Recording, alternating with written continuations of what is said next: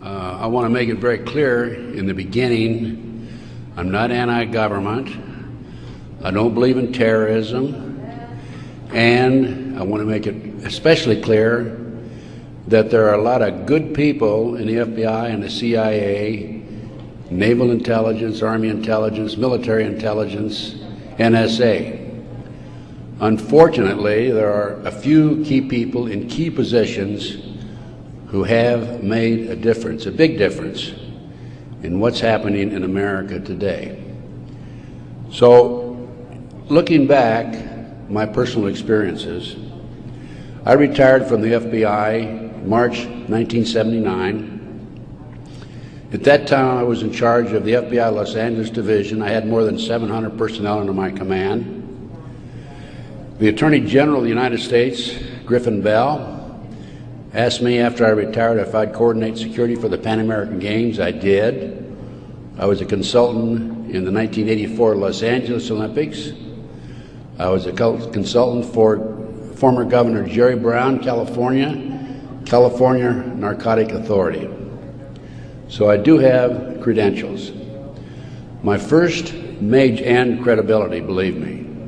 Now, if you read the internet, you may not think so, because there are some heavy-duty FBI informants out there like Stu Webb and Barbara Hartwell, who are MKUltra mind control victims, CIA mind control victims, who are making all kinds of disparaging remarks about me. But I don't want to deal with those people, because if you read their material, you'll see that it's designed to discredit people like me, former State Senator John DeCamp, and other leaders who are trying our best to expose what's happening in America today, and actually around the world. Let's go back to 1776, May the 1st. Adam Weishaupt was commissioned by the Rothschild family to set up the goals to control and take over the world with a one world government. Adam Weishaupt came up with 25 goals. Among these goals were control the press, corrupt the youth through sex and drugs, elect our own people meaning the Illuminati, to key positions in all levels of the government, city, county, state, and federal. And it goes on. The final goal was to take over the world, the one world government.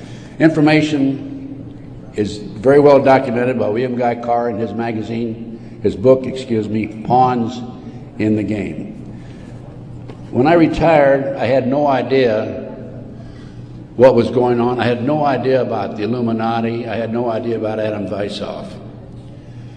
However, my first major investigation when I returned from Puerto Rico was a Dr. Jeffrey R. McDonald case.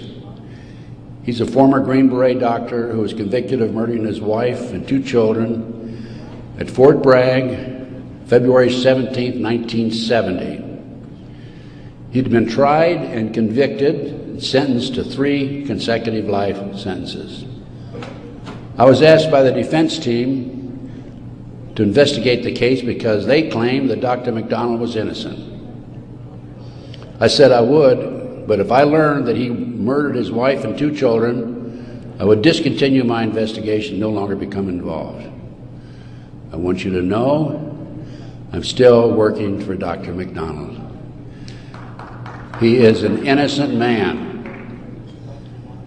Now, once I became involved in the case, I had to read everything, and I learned that evidence was lost, evidence was stolen, evidence was altered. An FBI agent, Paul Stombaugh, lied before the grand jury. And most important of all, Colette, the wife, had skin where she had fought off the assailants under her fingernails. That skin was handed over to William F. Ivory, the chief investigator for the Army, and it has disappeared. 10 months into the case, October 25, 1980, I through a series of circumstances, I don't have time to go into the details now, obtained a signed confession from one Helena Stokely. I had 3 sessions with her, 10 days each, total of 30 days. Helena told me that Dr. McDonald did not commit those crimes, that they were committed by her satanic cult group. And I said to myself, what's this all about? I don't know anything about Satanism. I read about it in the Bible, of course, and that's about it. But as I delved into the case, I learned that drugs from Southeast Asia were being flown into the United States to various military bases in plastic bags in the bodies of the dead GIs. I further learned from Helena that her satanic cult group was involved in distributing these drugs up and down the East Coast. They were mad at Dr. McDonald because he was abusive to the cult members and the GIs who went to the civilian hospital where he was moonlighting for relief of some sort. So they went in and attacked him that night. There were a total of 7 involved in the crime. She named them all for me. Right now, today, I know where some of them are located. But to further check and document this, I went to the UCLA library, and I found out, in fact, in the Time magazine, January 1, 1973, there was an article about bringing drugs in plastic bags in the body cavities of dead GIs. There was no question in my mind Helena was telling the truth. I gave her a polygraph test and she passed. I had her examined by a psychiatrist and she passed. And as a matter of fact, the government themselves had given her a polygraph examination early in their investigation before I entered the case. And Byzantine, the Army polygraph operator, said that she thought that she was telling the truth. She thought she was there that night. Now, the most recent series of events in the McDonald case, now I'm telling you a little bit about the McDonald case because that's what woke me up as to what was going on. It was after that I started researching and went back and found out about the Illuminati. Illuminati/Satanism. It was after that I learned considerable more about what was going on. And the most recent information, Dr. McDonald, who's been in the penitentiary for some 25 or 26 years now, appeared before a parole board just 2 days ago, his first that he's ever appeared before a parole board. And the reason he had never appeared before is because, in his opinion, had he appeared before, it would be an admission of guilt. In this particular instance, he still claimed he was innocent, but he did appear before the board because he's a newly-wed individual with a woman named Kathy. And of course, if you read the papers in the last 2 days, his parole was turned down, and the parole board made him eligible for another hearing in 15 years. This poor man not only lost his wife and 2 children, he has served 25 years in the penitentiary and another 15 years to go. He's 61 years old. I am still working the case. What are the latest developments on the case? In 1997, the judge, federal judge, agreed to do DNA tests. And they chose 15 individual pieces of evidence to be examined. However, the judge said that when you open the evidence envelopes, only the prosecutor can be present. Well, they opened the evidence envelopes. The prosecutor did. How many do you think were empty? 5. 5 evidence envelopes were empty. The skin under Colette's fingernails would have established Dr. McDonald's innocence alone. Now we have DNA authorized in 1997. Here we are in 2005. They still have not completed the DNA test. From the McDonald case, the next case I worked of a major consequence was the McMartin preschool case in Manhattan Beach, California. The children there claimed There were tunnels under the school. They were taken into the tunnels and through the tunnels up into the trap door of a bathroom in a triplex next door, placed in automobiles, and prostituted in the community. These are 2, 3, and 4-year-old children before they entered kindergarten. In addition, the children claimed that they were flown into the mountains where they were involved with adults in robes, black robes, chanting, candles. They talked about the brown babies who were cut up, actually sacrificed. And in checking into this and researching this, of course, this was obviously a satanic ceremony. The McMartin family, who owned the preschool, they were tried of Ray Bucky and his grandmother. The grandmother was acquitted, hung jury on Ray Bucky. The second trial, another hung jury. I had an opportunity in 1990 to gain control of the school. Now, the school had been given to Danny Davis, the defense attorney, and he had sold it, even though he made $15 million on the case, by the way. He had sold it to a contractor who was going to tear it down. When I learned this, I contacted the contractor. I said, I want to be given an opportunity to go on that school and look for the tunnels. The authorities had looked for them in 1987. They said they could find no tunnels. Along with some of the parents, we hired Dr. Gary Stickle, UCLA archaeologist. He hired his crew and brought them in. And in 34 days, Dr. Stickle said there had been tunnels under that school. They were covered up, and they were covered in. An informant of mine told me that there was an abandoned satanic site in Crestline, California, up in the mountains. I went up into the mountains and obtained photographs, of the site. I have a lecture that I give where these pictures are available. It's called Gunderson Chronicles No. 2. It's a 4-hour lecture that I gave in Kansas City a number of years ago, which shows this abandoned site and also pictures from the McMartin Tunnel school dig.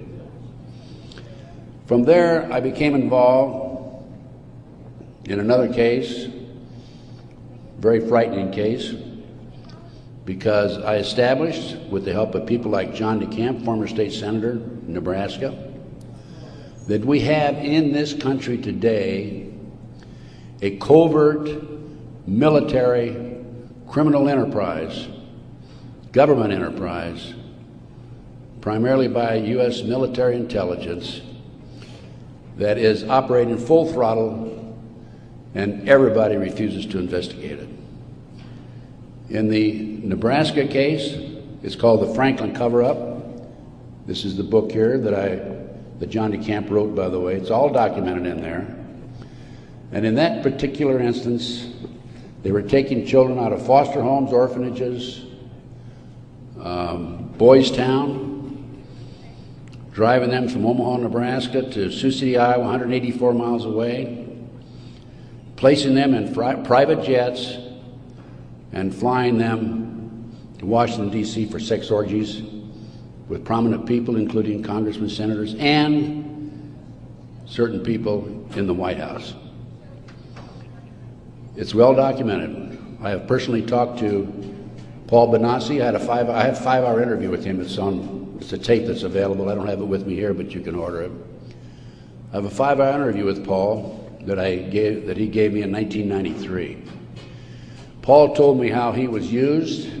He was part of the kidnapping crew and was used as a decoy when he was 10, 11, 12 years old in parks, shopping malls, to attract the children over near where the adults were in a car waiting for them. They throw them in the back seat, chloroform them, and make off with them. Paul also told me that these children, many of them, become sex slaves Many of them are used as toys. The boys, they call the boys toys. I don't know what they call the girls. But these degenerate, sick people, the men are more interested in the little boys than they are the girls for some reason. But it's all well documented. Paul drew the inside living quarters of the White House. Now, this information broke in about 1987. That's about right after I entered, just before I entered the case. I replaced a fellow named Gary Caradori, who was the investigator for a Nebraska Senate committee. Gary met the official photographer of the group, who had split from the group, defected, and agreed to take the pictures that this official photographer gave him, and they met in Chicago, agreed to take the pictures back to the committee. He flew out of Chicago in his private plane, a short distance out of Chicago. The plane exploded in midair, and his briefcase has never been found. He and his 11-year-old boy died. His briefcase has never been found. The rear seat of the airplane has never been found. I made every attempt possible to obtain possession of or control of that plane, because I wanted to examine it for bomb chemicals, particularly the back seat. It's no longer available. Nobody knows what happened to it. Gary Caradori was a civilian, yet it was taken to a military base for examination. A deputy sheriff was the first one on the scene. He saw the pictures. He started picking up the pictures. An FBI agent came along, took the pictures away from him, told him to keep his mouth shut. He started talking to a few people. A year later, his wife was murdered. He's no longer talking. This international child kidnapping ring, I later learned, was out of Washington, D.C. It was very active, and the organization is known as the Finders. And I have a report on the Finders back there. Everything I'm telling you is documented, by the way. The Finders has been established and operating throughout the 1960s up to the present time. It was exposed in 1987. They moved their operation to Wichita, Kansas, and they're operating right today in Wichita, Kansas. I have taken my report to the FBI a half a dozen times, demanded an investigation, and I have yet to be interviewed. So we have the Finders, we have the Franklin cover-up, which documents what I'm telling you. We have the pawns in the game. Pawns in the game is the Illuminati. This is the Illuminati/satanic movement in this country today. And the last thing I'm going to mention in the way of a book is why Johnny can't come home. Johnny Gosch was, September the 5th, 1982, a newspaper boy on a Sunday, and he was about to deliver his newspapers in West Des Moines, Iowa. He never delivered any newspapers. He disappeared. The mother, Noreen Gosch, was dumbfounded, didn't know what happened, demanded an investigation of the FBI and by the West Des Moines Police Department. The chief of police in West Des Moines said to her, even though he's disappeared, we do not have any witnesses who saw him being grabbed and placed in a car or being taken control of. So we're not going to investigate it. The FBI used the same premise. They refused to investigate it. Now, I've been involved in kidnappings in the FBI, and I can tell you that it's automatic within 24 hours, at the end of 24 hours, that we had to go in my day, this was back in the 50s, 60s, and 70s, we had to go in and start investigating the case after they've disappeared for 24 hours. Today, as I stand here and you sit there, The children are disappearing in this country at the rate of 83 per hour. That's over 700,000 children a year. Now I can go back to July 1982. The Reader's Digest claimed there were 100,000 children disappearing every year. There's another statistic that I find very interesting, and that is that it is estimated 2,500 children are kidnapped and murdered in this country every year. That's an unbelievable figure. Yet, the FBI refuses to investigate it. Now, after the Nebraska case, and part of the Nebraska case, most recently, we have a young man named Jeff Gannon, who has appeared in the White House using a fraudulent press pass. This has happened within the last month. Certain people in the White House were questioning him and were suspicious of him because when he would engage in a press conference with the president, President Bush, he was asking what they called soft questions. Soft questions meaning the president would have an answer for them, he'd look good. Somebody started checking into his background. They learned that he was actually an individual named Jim Guckert. This is all on the internet, by the way. And Guckert had a homosexual website. So Jeff Gannon is an alias of Jim Guckert. Now his picture appeared in the internet, and he is believed to be Johnny Gosch, who was kidnapped September the 5, 1982.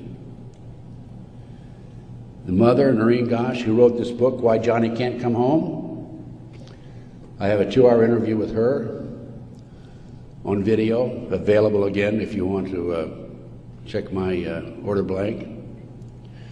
She did not sit still for this. Can you imagine if the 83 mothers of children who disappear every hour would do what Noreen Gosch has done? We wouldn't have this problem today. She went to the FBI, demanded an investigation. They refused to investigate. The police refused to investigate because the case tied into the Franklin cover-up. Some of our top politicians in the country, leading businessmen, Harold Anderson was identified by the children, past publisher of the Omaha World Herald. The head of the Nebraska Forestry Service was identified by these children. There 80 children came forward in this Nebraska case. And it goes, as I said, right up to the White House. In 1987, according to Paul Benassi, he was furnishing toys, or little boys, young boys, to the sick people, certain sick individuals, in the White House itself. I have the names of some of these people. No need to mention it here. Some of them are mentioned in the Franklin cover-up. But it does appear that Jeff Gannon is, in fact, Johnny Gosch. Noreen Gosch, the mother, has looked at the pictures. She believes it's Johnny Gosch because he has a scar on his right cheek about the size of a nickel. It's white. Gannon has a scar there also. Little Johnny Gosch had a birthmark on his left chest about 8 inches long. From looking at pictures of Jeff Gannon on the internet, it appears that he had a birthmark at one time, and there's been an attempt to erase it. I personally talked to one of the youngsters who was involved in this network. I've talked to several of them. And he assures me that Jeff Gannon is, in fact, Johnny Gosch. Well, how did Johnny Gosch get from West Des Moines, Iowa, 12 years old, all the way with a phony press pass into the White House as of a few weeks ago? Well, what happened to Johnny is that he was transported from West Des Moines, Iowa to Sioux City. He was placed on a farm for 3 weeks, sexually molested.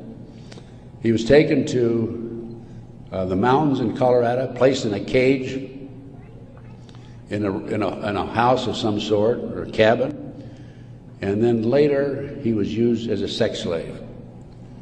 They didn't kill him, they didn't sacrifice him, although a number of these kids are sacrificed in satanic ceremonies.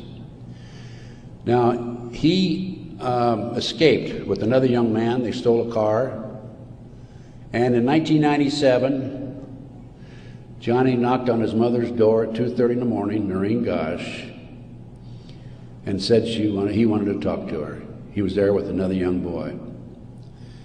He came in, he told Noreen, he says, "Mother, I was kidnapped. I've been placed in a covert military CIA-controlled, mind-controlled project and used as a sex slave." He said, "I can't come forward at this time because they will kill me." And then he left. Noreen says that's the last time she talked to him, 1997. Now, several years after that, a girl named Burns, who was a producer for 2020, decided to do a story on the Johnny Gosch kidnapping and the Nebraska case. And she interviewed me. In fact, I spent 5 days with her, gave her the benefit of all my research, which is available to you folks also. And then she got a lead that Johnny was hiding out on an Indian reservation in northern Minnesota. She went there and flushed him out, and he basically went into hiding, and now he shows up at the White House. He was a mind control victim. If you don't know anything about MK Ultra mind control program, it came into this country through the German scientists after World War II. They were involved with the Nazis during the war and prior to World War II in developing robots and individuals to be used on command for anything that they wished, including assassinations and other nefarious activity. The MK Ultra program, CIA mind control program, was investigated by Congress in 1987. Congress said, CIA, you got to quit doing that. You're bad boys. And they said, we will quit. Don't kid yourself. It's very active today. There are people like Barbara Hartwell out there who are mind control victims. She's another one who's been bashing me. I must be doing a pretty good job because I wouldn't have these people criticizing me on the internet like they do. And of course, it doesn't bother me in the least. But going back to the Nebraska case, the MK Ultra, a lot of this training took place at Offutt Air Force Base in Omaha, Nebraska, which was Strategic Air Command headquarters. You recall after 9/11, the president flew to, I think it was the south, someplace in Louisiana or New Orleans, and then he flew to Offutt Air Force Base in the afternoon of September the 11th, 2001. And they had a party there that morning at 9:30 in the morning. He missed the party. He was sorry he missed the party. Warren Buffett was there, by the way. And the MK Ultra program has been very actively administered, not only at Offutt Air Force Base, at Fort Bragg, North Carolina, the place where Dr. McDonald's family was slaughtered in 1970. Now, the Nebraska case, I don't want to leave that without telling you that in the early 1990s, Yorkshire TV came to the United States with a camera crew for 7 months to do a documentary on it. They went back to England, produced the documentary, and they brought it over into the United States.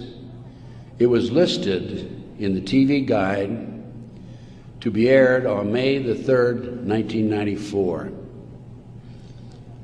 When certain members of Congress found out about it, they threatened the cable industry with restrictive legislation.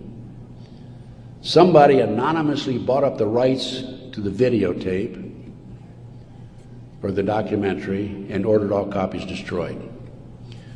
I just happen to have a bootleg copy of that documentary, and it is available. I have been selling these and these books and getting this report out of mine to anybody that's interested in it. And by the way, I have a 5-package deal for you at about a 15% discount, 15 to 20% discount if you buy all 5 items.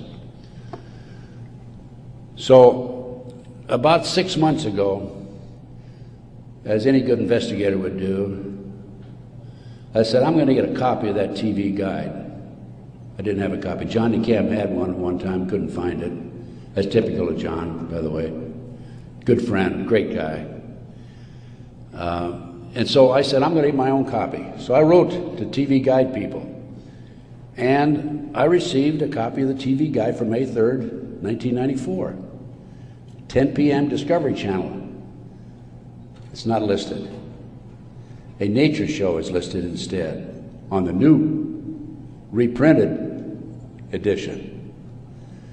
I'm not going to be outfoxed by these people.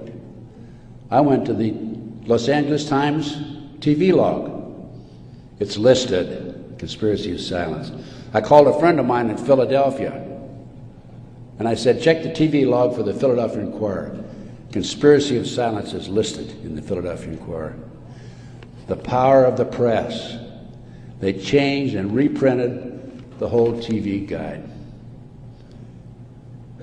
It never has been shown publicly in the United States, and I doubt if it ever will be shown publicly. But as I said, it is available to you.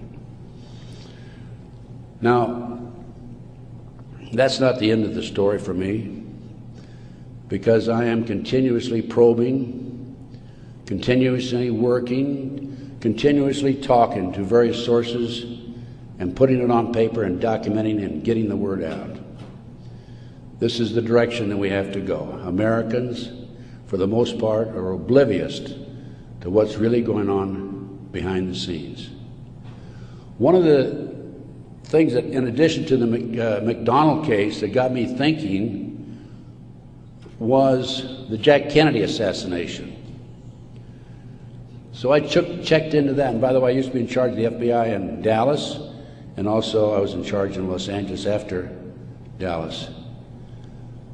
So in checking into the Jack Kennedy assassination, I learned, no question about it, that it was a joint hit by the CIA and the Chicago mob. Sam Giancana, head of the La Cosa Nostra in Chicago, 3 days before he was to testify before Congress, was shot and killed, murdered.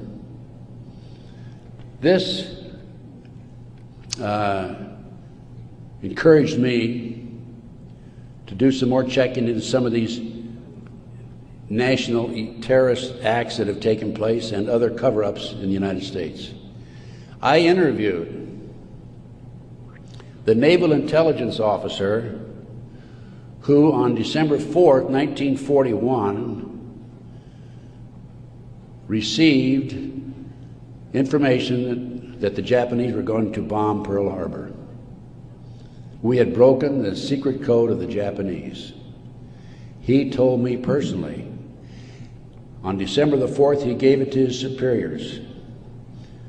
They passed it up the line. After Pearl Harbor, he was subpoenaed to testify before Congress. His boss called him in and said, don't worry about it, don't respond to the subpoena. Someday you'll know why.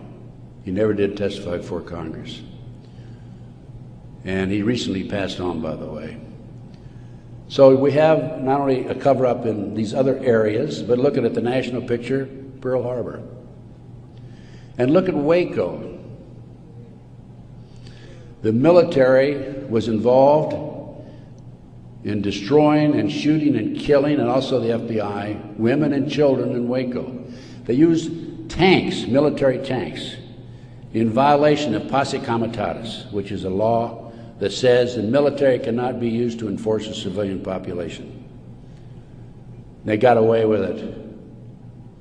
There's an interesting story. I did some research on Waco. As I've told you, I've done a lot of research. And in many instances, I've not only been there, I've done that. And I've been on the scene. I've spent most of my retirement money investigating these matters, including Oklahoma City, and I'll go into that in just a minute, 911 and so forth. But in Waco, there were 4 BATF agents who were shot and killed. Some of the Branch Davidians were tried, sentenced for these, quote, murders, and are serving prison terms today, probably for life. In researching the 4 BATF agents who were shot, I learned every one of them was shot in the head. Now, for those of you who have been in the military, that's a sniper shot. No question about it. One of them, the bullet, the trajectory of the bullet was from above, down through his lip, and into his body. Probably from a helicopter. It's interesting to note that these 4 men, BATF agents, at one time were all bodyguards for former President Bill Clinton.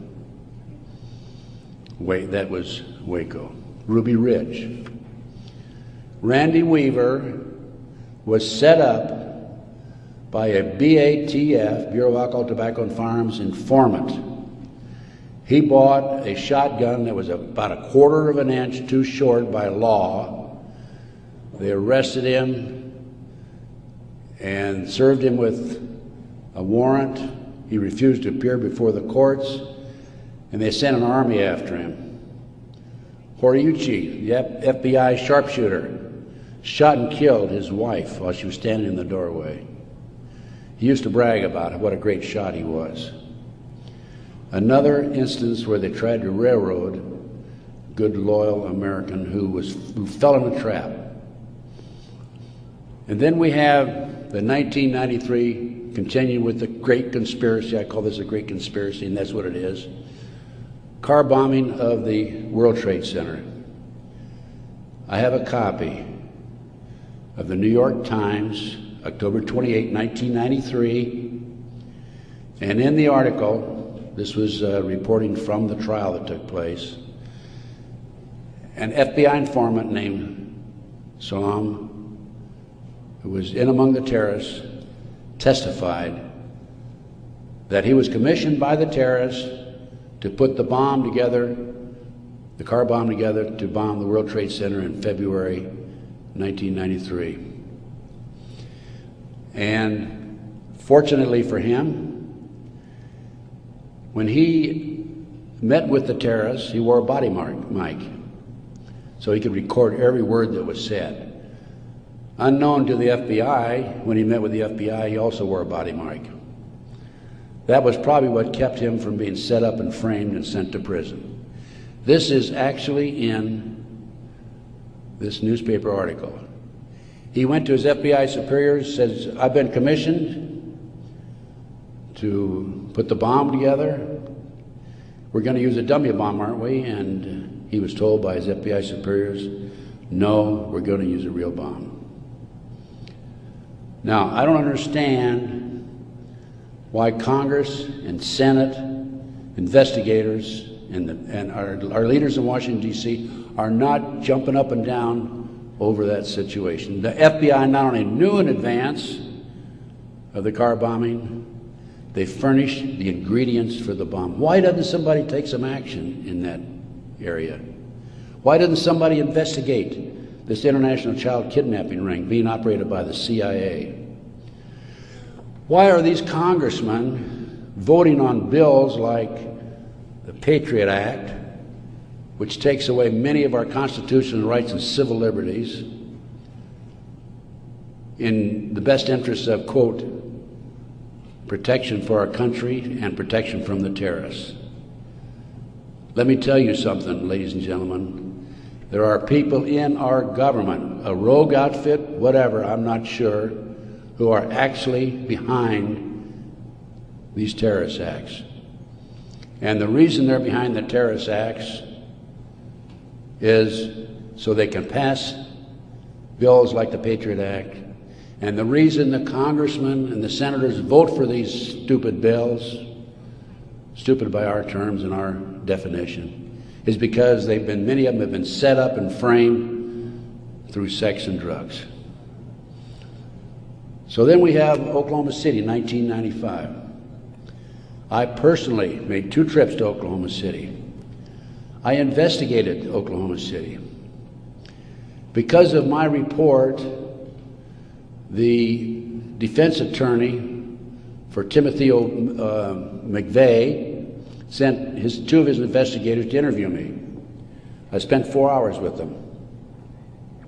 Actually, I got a lot of information out of them. For example, they told me that they were allowed to tour the remains of the Murrah building in Oklahoma City in the presence of a U.S. Marshal, but they were not allowed under any circumstances to take soil samples or to pick up any evidence for examination.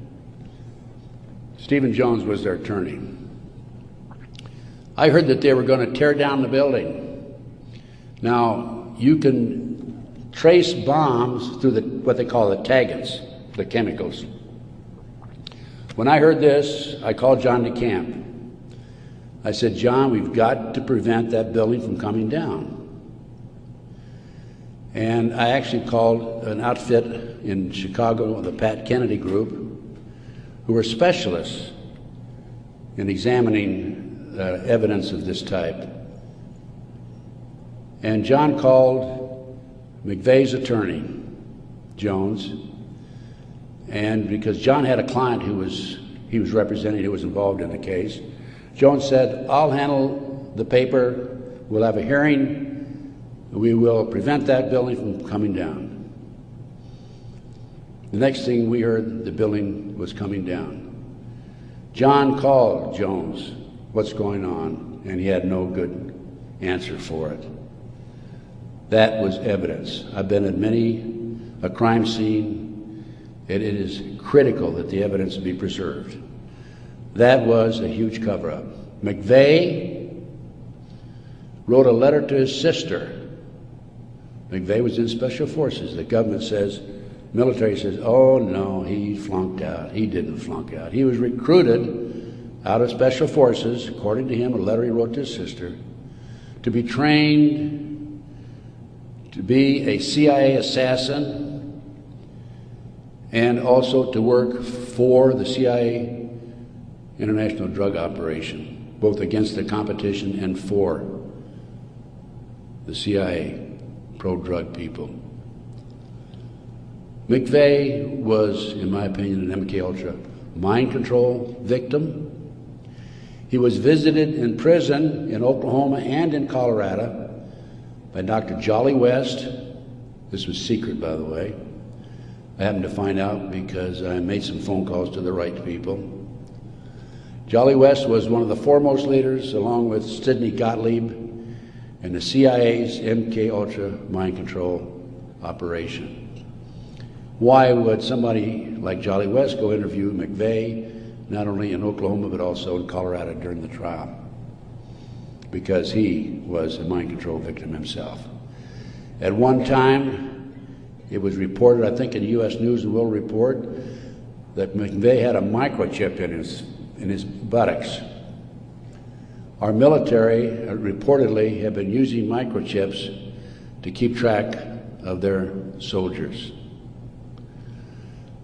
The bomb in the truck allegedly was a fertilizer bomb. The government first announced that it was a 1,500-pound bomb and then a 2,500-pound bomb, and I think it ended up being 4,800 pounds.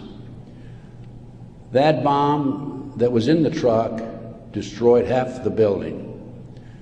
A 4,800-pound fertilizer bomb, ammonia nitrate fertilizer bomb, dissipates and did not have the potential, the possibility of destroying that much of the building.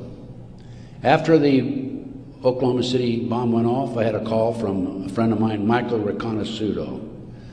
For those of you who are making notes, look up in the internet, R-I-C-O-N-O-S-C-I-U-T-O. Michael Riconosciuto.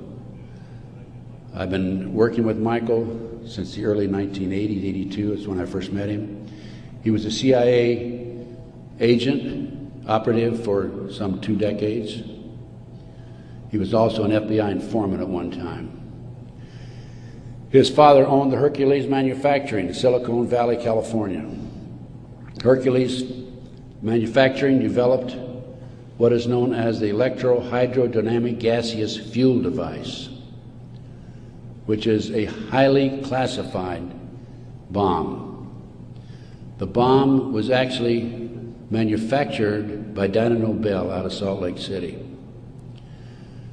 Now, Michael, in the meantime, is in jail now, right today. In fact, I talked to him yesterday because he started to talk before the Brooks Committee about a very interesting case involving the Promise software.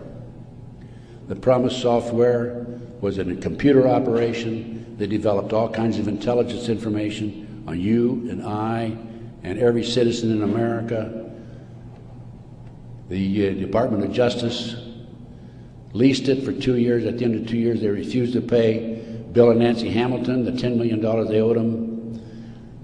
Then the Department of Justice, through Earl Bryant, past president of United Press International, took that computer and sold it around the world. Sold it to the French, to the English, the Israelis, the Canadians. Unknown to these foreign countries, the officials in these foreign countries, there was a trap door in the computer. Very clever, huh? A trapdoor secretly allowed us, the U.S. government, to retrieve all the information they developed. Michael Reconnaisuto was the CIA agent who developed the trapdoor in the Promise software computer. And when Congress started to investigate it in the late 1980s, they called on Michael, and we want you to testify. Michael received a threatening phone call 2 weeks before he was to testify. He claimed from a fellow named Vietnix, Peter Vietnix, U.S. Department of Justice, if you testify, you'll be sorry. Michael testified anyway. A few weeks later, was arrested for drugs, is now serving a 30-year prison sentence because he dared to expose these nefarious activities by this rogue criminal enterprise operating within the confines of the U.S. government. I got off a little I gave you a little background on Michael. Going back to Oklahoma City now, I want you to understand who Michael is. He's not some guy walking down the street with a grocery basket looking for a recycling center, okay? He has credibility. Now, Michael called me right after the Oklahoma City bomb went off, and he said, Ted, he called from prison, by the way, that's my bomb, meaning that Hercules developed it. That was not an ammonium nitrate bomb. Now, when that bomb was tested in 1982, I happened to be with a group of intelligence agents in Palm Springs waiting for the results of that test. It was tested in Area 51. It was underestimated because the power, it was so powerful that 2 of the technicians died. They underestimated the strength of it. This, I'll call it a barometric bomb. This barometric bomb, according to Michael, was what was in the car, not a fertilizer bomb. I have an Oklahoma City report on that. So what did I do as an investigator? Well, I went to the Pickaninny Arsenal in New Jersey, and I gave him the contract number, which I obtained through a science magazine. One of my associates actually did the research on that. And I gave the Picatinny Arsenal the contract number. This is public, available to the public, by the way. And the Picatinny Arsenal came back and said there's no such contract here, even though I had the contract number. By the way, that's documented in my report. And I went to Dyna Nobel, who I knew manufactured it, and they didn't even bother to respond. It's interesting to note that a Dyna Nobel expert witness testified at the grand jury when they indicted McVeigh.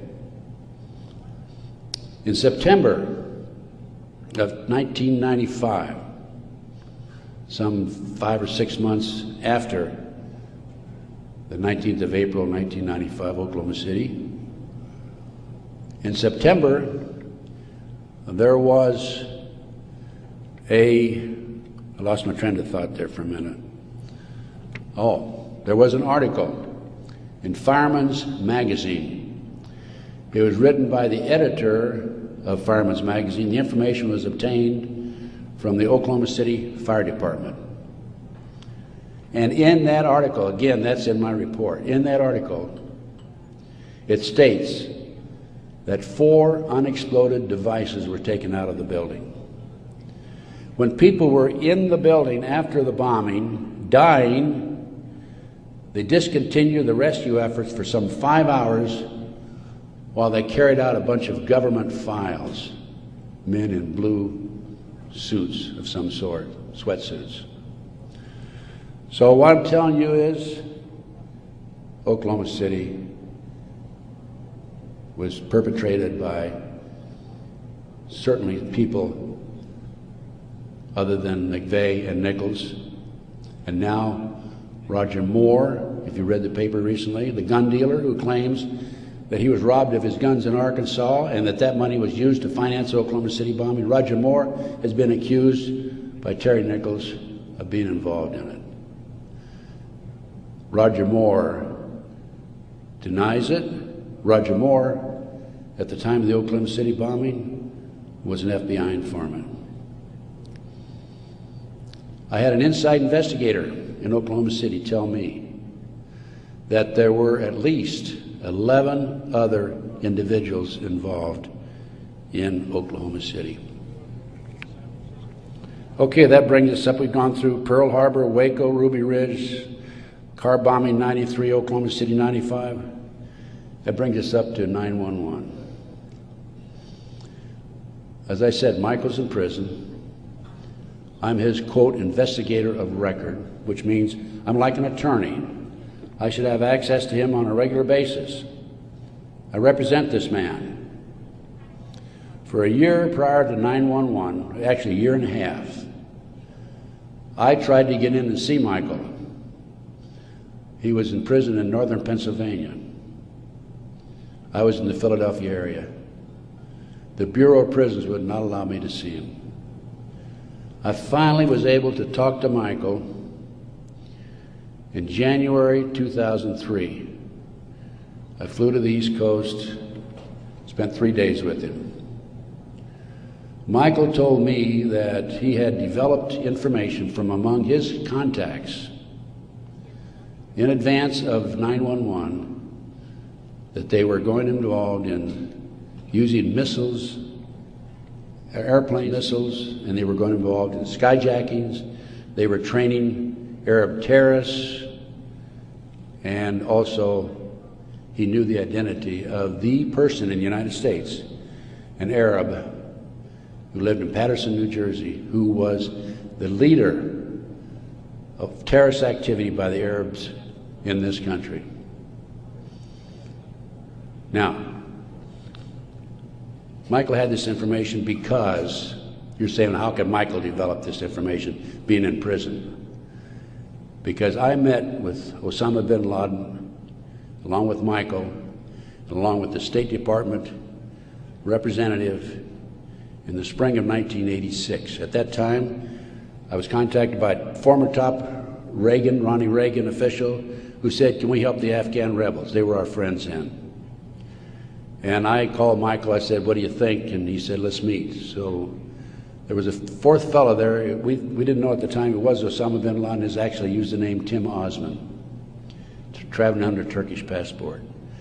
But because of Michael, I passed the ball to him. I just arranged for the meeting and went on. But Michael traveled all over the world putting this package together to furnish the Afghan rebels with the surface-to-air missiles that defeated the Soviets, really, shot down their helicopters. As a result of this, Michael developed sources inside the Arab world. And that's how Michael knew in advance about 9/11. Michael told the FBI on March the 20th, 2001, about this plan to use skyjack airplanes and use them as missiles. He also furnished to the FBI one of his sources, one of his confidential sources, inside the Arab group. The FBI interviewed him, threatened him with prosecution, and deported him. That man, along with his family, have disappeared. We think that they're dead. The FBI refused, absolutely refused to look into this situation. More shocking is that Michael had the names of the people who were obtaining the false names of the people, the Arabs who were obtaining false passports. Had their names. He had the source who could furnish him that information. He told FBI agent Keith Kutry, March 20th, 2001, excuse me. He told Kutry, he says, I'll give you these names, the name of this person who is coordinating the whole project for the Arabs, providing I be given immunity and he be given immunity. Mr. Kutry, in spite of the fact he was armed with this information 6 months prior to 9/11, came back 2 days after 9/11 on the 13th and saw Michael in prison again. Accused Michael of being anti-government, anti-FBI, being a publicity seeker, and so forth, being disloyal. And so Michael, of course, didn't have much to say after that. Michael's still in prison, as I said. But we had this information, the FBI had this information, did nothing with it. Kutry admitted on September the 13th, admitted that the FBI did nothing with it. So after I visited Michael, excuse me, 2003, I felt it was important that I confirm that the FBI did meet with him. The Bureau of Prisons would not furnish Michael with the visitors list to confirm it. And so I started writing letters to the FBI through Senator George Allen. Oh, thank you. Thank you. And to confirm that he did in fact meet with them, I wanted to document it. I also asked for the identity of the other agent who was with Agent Kutry, and I had a terrible time. It took me a year and a half writing letters to the FBI to get them to admit that they'd interviewed Michael on March the 20th, 2001. I finally did have that information. That information is available again in one of my reports, my terrorism report that I have in the bag. So that basically brings me up to the present time. I think my time is up. But I feel compelled, as a former FBI agent, I had all this training, and I feel compelled to do everything I can to educate as many fellow Americans as I can as to what's going on behind the scenes. We have been operated and orchestrated primarily by U.S. military intelligence, covert criminal enterprise involving the FBI and the CIA, active in this country today. It's being covered up right from the beginning. They're using FBI informants to set up and frame people. By the way, they tried to frame me on a drug deal back in 1984. It didn't work. The girl that they used to try to frame me contacted me, said, I need to meet with you.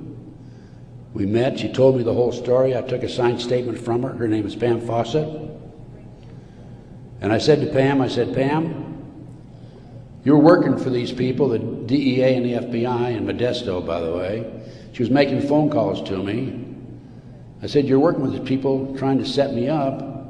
Why have you, and of course, in the phone calls, she kept saying, trying to get me to make admissions that had knowledge of a felony, and I wouldn't. I said, I don't have any knowledge of that, or was involved in a felony, actually.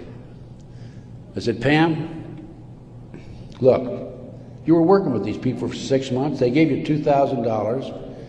You had the run of the FBI office. You had your own coffee cup. Why did you come to me and tell me this now? And I'd helped her, give her a little advice about her 14-year-old son in the interim, talking back and forth as any individual would do who might be able to help. And she said, "Ted, I woke up the other morning and I realized you're the only honest son of a bitch I've talked to in 6 months." Those were her exact words. The FBI not only tried to set me up on a drug deal, I've also been the victim of 4 separate investigations. They tried to set me up on a fraud case in Dallas. And most recently, very frankly, I've been under surveillance, heavy surveillance. I've had illegal entries into my car, into my apartment. There's been attempts to gas me within the last month. And I was able to anticipate it and avoid it. But they don't want people like me out telling the truth. And that's what I'm doing. And I will not stop. I will continue to do so in the future. So that's basically it. I brought you from 1776 to the present time. We went through one conspiracy after another. Brian Gimbel was interviewing Jim Nichols, Terry Nichols' brother, on national TV after the Oklahoma City bombing, by the way. And I had given Jim Nichols my Oklahoma City bombing report. And Jim said to Brian Gimbel, he says, "Have you read Ted Gunderson's Oklahoma City report?" And Gimbel says, "Oh, Ted Gunderson's a conspiracy theorist." I want you to know I'm not a conspiracy theorist. I'm a conspiracy realist. It is there. All you have to do is get your own website, get your own internet, go out. There's a lot of disinformation out there, but you can pick out what's really solid and what's really truthful. And I have 25 years of research on that back table back there. And if you buy any of my reports or this videotape or any of my material, I want you to make a promise that you will make copies and distribute it far and wide. We need to wake up America. Right now, let me emphasize again, I'm not anti-American. I don't believe in violence. I believe in change through legal means. But we need to wake up an apathetic, sleeping society that is active in America today. And this not only ties into MK Ultra, CIA, it ties into Satanism. There are approximately 4 million practicing Satanists in America today involved in the Nebraska case. And I can go on about satanic cults for another hour, but I think my time is almost up. I might mention that, speaking of Satanism, there are between 50 and 60,000 human sacrifices, according to 3 different sources, in this country every year. The satanic cults operate secretly. The satanic cults are, along with our covert criminal enterprise within the government, a serious threat to our society. And I thank you very much.